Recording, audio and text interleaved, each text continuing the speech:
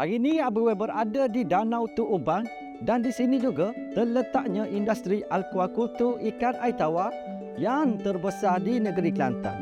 Mari.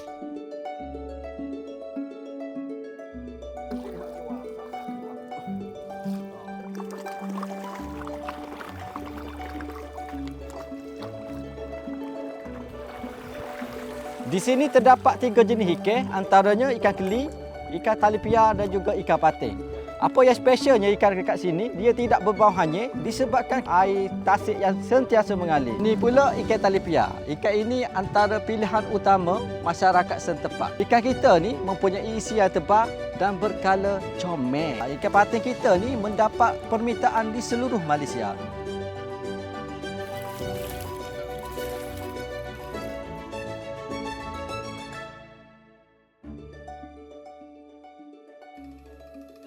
Okey, hari ni Abu berada di restoran Laguna Ikan Bakar. Jadi hari ni Abu nak tunjuk 3 jenis ikan air tawar ni. Kita boleh masuk gapo dah?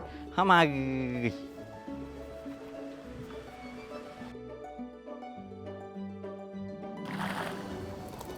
Okey, apa yang specialnya dekat Laguna ni? Kita ambil ikan daripada Sakar lagi. Kita akak untuk masuk dia. Okey, ikan talipia sting 5 ni Abu menggunakan pis ikan sting daripada Laguna. Jadi mula-mula sekali kita kena lumur garai dulu. Lepas tu kita akan lumur sting ni. Lepas tu kita akan taburlah bawang, segar dan tomato atas ni. Lepas tu kita boleh sting.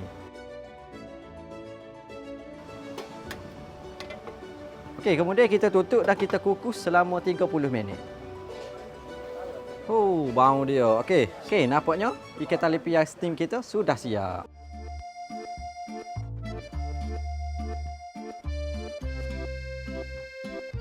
Okey, seterusnya Abang nak buat ikan keli percik pula. Jadi bahagian-bahagian dia kita kena ada ialah ikan keli lah.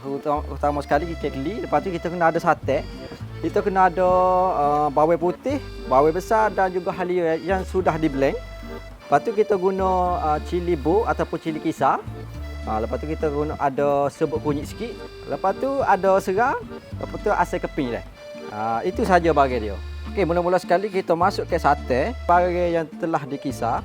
Okey, kemudian kita masukkan sedikit cili kisar. Kemudian kita masuk sedikit serbuk kunyit, 3 batang seram dan juga 2 keping asam keping. Alright, kemudian kita kacau dia sehingga dia sebati.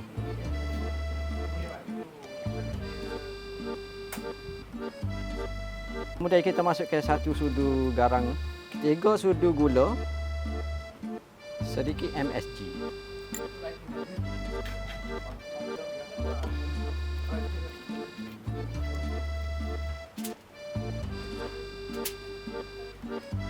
Lumur dia atas ni dah, tu atas ni.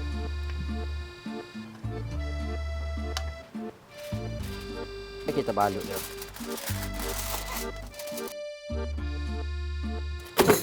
Okey, kemudian kita bakar dia selama 15 ke 20 minit. Okey, selepas pada 15 minit kita bakar tu, nampaknya ikan keli percik kita sudah siap. Assalamualaikum. Hari ni kita nak masak ikan patin tempoyak ala Kelantan. Mari.